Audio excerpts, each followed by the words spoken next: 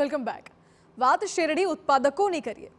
તમે રોજ ચા પીઓ છો, ચામાં ખાંડ નાખો છો, એટલે ખાંડના ભાવ વિશે તમને જાણવામાં રસ પડી શકે, પણ આપણે એનાથી ઊંડા ઉતરીશું।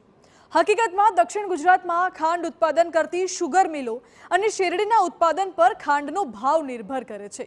ત્યારે શેરડીથી માંડીને પિલાણ અને તેના ભાવ નક્કી થવા સુધી શું શું થાય છે એ જાણવા જેવું છે, કેમ કે તેની ઉપર જ આવનારા સમયમાં ખાંડના ભાવોનો આધાર રહેશે।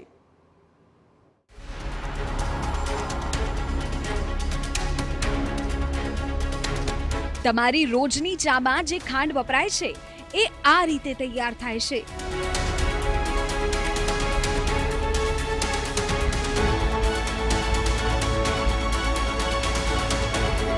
દેશમાં મોટો ઉદ્યોગ ખાંડ ઉદ્યોગ ગણાય છે, ત્યારે રાજ્યમાં ખાંડ ઉદ્યોગની વાત કરવામાં આવે તો ખાસ કરીને દક્ષિણ ગુજરાતની 10 થી વધુ શુગર મિલો ખાંડનું ઉત્પાદન કરે છે અને જેમાંથી ખાંડ બને છે એ શેરડીની ખેતી પણ લાખો ખેડૂતો કરે છે।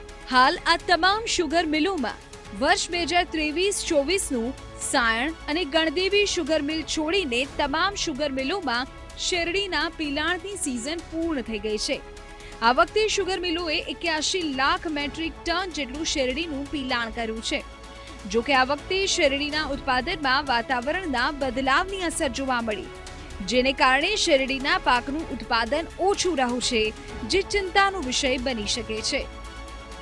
પીલેલી શેરડીના ખાંડના પૈસા એને વર્ષ દિવસે દોઢ વર્ષે પણ એની પાસે જમા થતા હોય છે અને ત્યારે શું ભાવ થવાનો છે કોઈ નક્કી નથી હોતું અને કોઈ એક ખેતર કે બે ખેતરને કે છેલ્લે કંઈક 5 દિવસ કોઈને વધારે ભાવ મળ્યો હોય એની ગણતરી કરીને કોઈ આગળ નહીં ચલાય।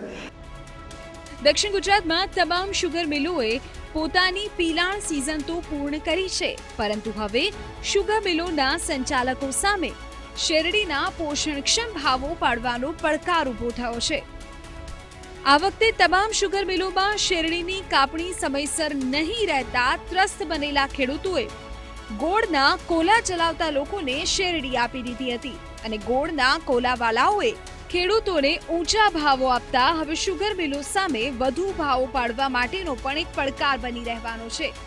જો કે બીજી તરફ સંચાલકોના કહેવા મુજબ ગોળના કોલાવાળા ઊંચા ભાવે ખરીદે તો પણ શુગર ફેક્ટરીને કોઈ ફરક નહીં પડે। ગોળને અને ખાંડને બેઉને મિક્સ નહીં કરાય, એ બેઉનું કામ પદ્ધતિ બી જુદી છે, બેઉની પ્રોડક્શન લાઇન પણ જુદી છે અને ગોળની જો વાત કરીએ તો ગોળની અંદર તો લગભગ અહીંયા એક ફેક્ટરી બારડોલી શુગર ફેક્ટરી રોજની 10,000 ટન ક્રશિંગ કરે કે ચલથાણ 6,000 ટન ક્રશિંગ કરે તો એ કાંઈ પેલું આખા વર્ષમાં એટલું ક્રશિંગ નહીં કરતો હોય, તો પછી એની સાથે તમે કમ્પેર કરો એ જ ખોટી છે। નાણાકીય વર્ષ બાદ 1 એપ્રિલે દક્ષિણ ગુજરાતની તમામ શુગર મિલો શેરડીના ભાવો જાહેર કરશે। આ માટે રાજ્ય ખાંડ ઉદ્યોગ સંઘની એક બેઠક પણ મળી, જેમાં ખાંડની સ્ટોક વેલ્યુ પણ 3400 રૂપિયા રાખવામાં આવતા ગત વર્ષ કરતા 200 થી 300 રૂપિયા વધુ ભાવમાં ચૂકવવામાં આવે તેવી પણ એક આશા સેવાઈ રહી છે। પરંતુ ખાંડ ઉદ્યોગના સંચાલકો દ્વારા વ્યાજનું ભારણ અને ઉત્પાદન ખર્ચ તો દર વર્ષની જેમ એક જ રહેશે તેવું રટણ ચલાવતા આ વખતે પણ ભાવો બાબતે ખેડૂતો નિરાશ થાય તો નવાઈ નથી।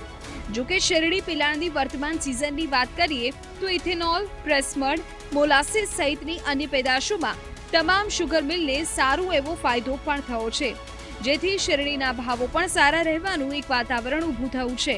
દક્ષિણ ગુજરાતની આ તમામ શુગર મિલોમાં ભાજપનું શાસન છે, સામે લોકસભાની ચૂંટણી પણ આવી ચૂકી છે, ત્યારે શેરડીના ભાવો નક્કી કરવામાં શાસકોની અગ્નિ પરીક્ષા થશે એવું લાગી રહ્યું છે। જિગ્નેશ મહેતા, TV9 સુરત।